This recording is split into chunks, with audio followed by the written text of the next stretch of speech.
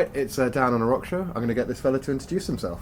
Anders is the fella's name, and I sing for In Flames. Sing for In Flames, and well, how is being in the UK so far for you, sir? Great. We like being here. You know, it has a certain place in for In Flames, I should say. I mean, a lot of good heavy metal bands come from here, and you know, we took a lot of inspiration, definitely in the early days, from the new wave of British heavy metal scene. So it's always cool to play here. It's been a little while since you guys have been over here, hasn't it? Yeah. I believe the last time was like Shepherd's Bush on the Siren Charms tour. Okay, and so you guys are back and you're opening up for Disturbed and Avenged Sevenfold. Yeah. Was that like a sort of specific choice of yours to come back and do that slot, or? Well, they asked us, and fantastic. We said yes, and I mean, it's a good opportunity for us to, you know, play to a bigger audience, and you know, we've released an album quite recently, so for us to wait too long to get here, we didn't want to do that, and well, it's two cool bands and good guys, and you know, it's been really easy tour. We've been taken care of, so you know. That's always good to hear, man. Always good that bands of their level do look after the people they take out. You see our glorious backstage room, how good they take care of us. Well, what's off camera is the immense gaming setup that you guys have brought with you, which is still impressive. That is ours. That's ours. Yeah. So you mentioned the album. How is it going down for you guys? Because I mean, as you say, you didn't want to wait too long till you got across here. Yeah. Are you finding that it's transferring well to the UK crowds? Yeah, I think that. I mean, we only play 2 new songs. We want to ease them in. You know, I think this is going to be a long cycle. So eventually, I hope we're going to play all the songs. You know. Okay. Not all at once. But, you know. Here they all are. Yeah. No speaking in between. But yeah, it works really well. I think we are enjoying them, at least, and I feel, you know, when we write music these days, we really think how the songs will sound live, and yeah. Because you guys have progressed a lot across the course of the career. Yeah, I mean, we had a long career, and yeah, I think it's we never want to stand still. We want to move forward all the time, and we don't sound exactly the same as we did in the early days, but we still have the same mentality, and it's still about melodies, really. Yeah. You know, we're still a melodic metal band. It's just that it's shaped like in slightly different ways, you know. Yeah, I think today we can do melodies on vocals, guitars, keyboards, and so on. In the early days, it was mainly guitars and screaming. I was going to say, because you just started off as a pure sort of screaming vocalist, and then yeah, that's all I knew. and my heroes, they were screaming their ass off, so why shouldn't I? You know. I know. It's. I mean, you were actually the first screaming vocalist that I got into as a fan. Yeah, but I think I had some sense of melody in my screaming anyway. It was because it wasn't this death metal growl type of singing. No, it's quite a high one. Yeah, in comparison to a lot of people at the time. And it did fit our guitars the way we wanted to have the guitars in the early days. So yeah. Well, I think it's been. I mean, just from an interest standpoint, it's been fun to watch it progress across the course of your albums, and more singing being brought in. I remember like on a couple of tracks, there was only like a couple of bits with singing, and then the next album would be maybe a full chorus and a bit more. And it's been really awesome to see the progression, because well, there was that whole stigma a while back that screamers can't sing or whatever, and well, they were one of many bands that is proving that that's not the case. So. I think, in a way, it's really different when you play live and when you're in the studio, because live I tend to scream more, but it's because I have an audience in front of me. They like give me that energy and brings it out of me. When you're in the studio, you have a microphone. It doesn't really give you the same, you know, the energy, and therefore it's slightly different. But I think, I mean, I always listen to the music first, and then I do my part on top, like it's, you know, finishing the painting. And sometimes screaming works really well. Sometimes a singing type of voice it's better for the song. It sounds like you don't really have a preference between the two, which I think is good. Yeah. No, I still like to scream my ass off. Yeah. Very good to hear. Because I mean, how much do you guys look to go back in your back catalogue? I mean, on this tour slot, obviously you've got a limited amount of time. Yeah. But yeah. when you've got a headline slot, I mean, do you guys dip all the way back to the early stuff, or do you try and keep it a bit more relevant?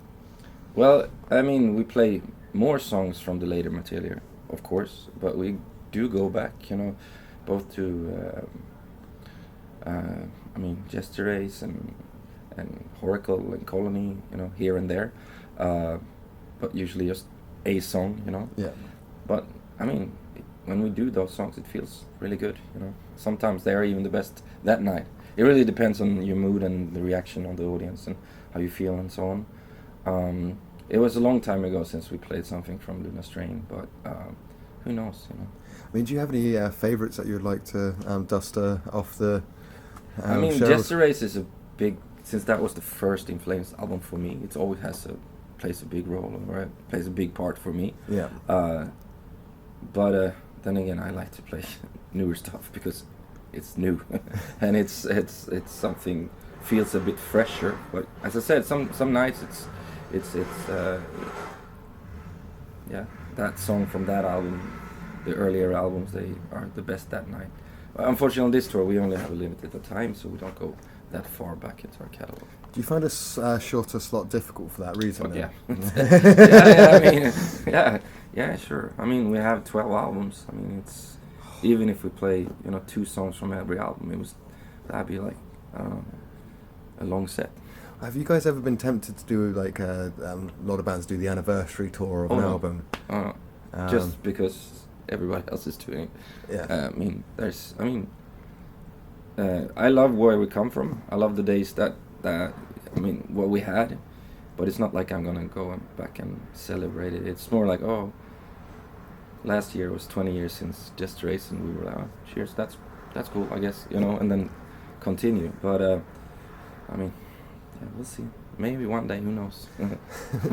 Well, I wouldn't necessarily complain, but that's just because I got into the early stuff and I've stayed with you since. So. Yeah, but I mean, we have fans that you know, they tend to feel, I shouldn't say think, they feel that like the Jester Race, the Colony, and the Horacle, that's their period. That's when they found In Flames, and that's what they like, you know. But back then we were not that big. We were just doing smaller tours, and later years we've got to reach out to wider audience that maybe heard Come Clarity first, or they heard, you know, Soundtrack first, or something else. And then even with the Siren Charms and now Battles, I mean, we get new people in, so it's who should we play for? We try to play for everyone, you know, not a selective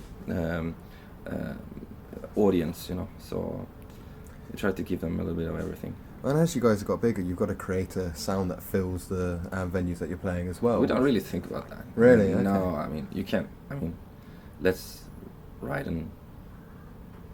a song for a stadium in Cardiff for 7,000 people. I mean, how do you do that? I mean, we just play what we feel like. If it feels good in our stomachs, then it's like, cool. And that's it, you know. We don't really think about any outside opinions or trends, or, you know, sometimes you're in a trend, sometimes you're out, and whatever, that's it, you know. I think that's quite a wise way to be. As you say, you've got 20 years since your first album, and if you were bogging yourself down with what you would be writing, then maybe you wouldn't be enjoying it as much as no, and it seems you are. I don't think we would be here. I mean, I think people will see through us and say, okay, you guys are doing something that you don't like, you know, and it's my music, it's my art, if you want to say it.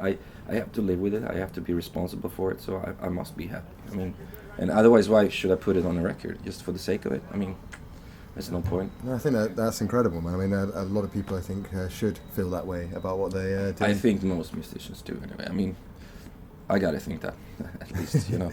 It's very true. What are you planning to sort of do next? What's the rest of the year holding for you guys? We're actually doing one sort of special tour after this. We have a few weeks off, and then we're gonna do a few selective dates in Europe and in Scandinavia, where we play stuff that we don't play that often. Okay, that's often cool. live, and actually go back to Jester Race on that one. And we're gonna have hopefully gonna have some strings and stuff like that as well with us. Live on stage with yeah, you? yeah, like a quartet or something like that. Okay, not the full sort of... Oh, no, way smaller. Yeah. But just to give it an extra depth.